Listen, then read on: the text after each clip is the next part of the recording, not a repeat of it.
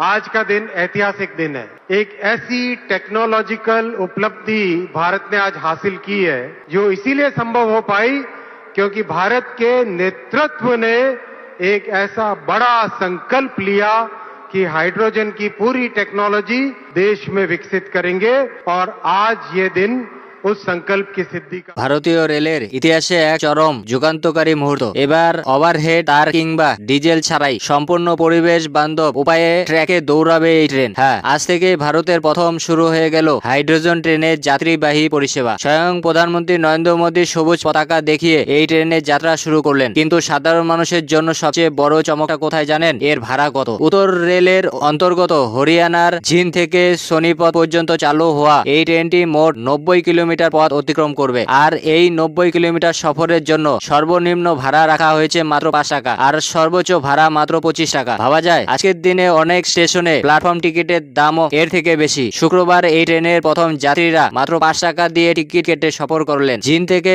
সোনিপতের এই দূরত্ব ট্রেনটির পার করবে মাত্র 2 ঘন্টা। গতিবেগের কথা বললে এই রুটে হাইড্রোজেন ট্রেনের অনুমোদিত গতি ঘন্টায় 75 কিলোমিটার, তবে এটি সর্বোচ্চ 100 কিলোমিটার গতিতেও ছুটে পারে। এখন প্রশ্ন হচ্ছে তার বা ডিজেল ছাড়াই এই ট্রেন চলবে কিভাবে? আসলে এই ট্রেনের ভেতরে রয়েছে বিশেষ হাইড্রোজেন ফুয়েল সেল। ট্রেন চলার সময় এই সেলের ভেতরে অক্সিজেনের সাথে হাইড্রোজেন রাসায়নিক বিক্রিয়া ঘটে এবং তার থেকে বিদ্যুৎ তৈরি হয়। আর সেই বিদ্যুতেই চলে ট্রেন। এর ফলে ধোঁয়া নয়, পরিবেশ নির্গত হয় শুধু জলীয় বাষ্প আর তাপ, অর্থাৎ পরিবেশ দূষণের কোনো সম্ভাবনাই নেই। গোটা পৃথিবীর হাতে গোনা কয়েকটি দেশেই মাত্র এই আধুনিক প্রযুক্তি রয়েছে। আর এবার সেই তালিকায় সগর্বে নাম লেখালো ভারত। এই ট্রেনের জন্য প্রয়োজনীয় হাইড্রোজেন সরবরাহ করা হচ্ছে জিন্দের একটি বিশেষ ডেডিকেটেড প্ল্যান থেকে। ভারতীয় রেলের এই ঐতিহাসিক পদক্ষেপ আপনার কেমন লাগলো? মাত্র 5 টাকার এই ট্রেনে আপনি কি চড়তে চান? কমেন্ট বক্সে অবশ্যই আপনাদের মতামত জানান। আর দেশের এই গর্বের খবরটি সবার সাথে শেয়ার করতে একদম ভুলবেন না। ধন্যবাদ।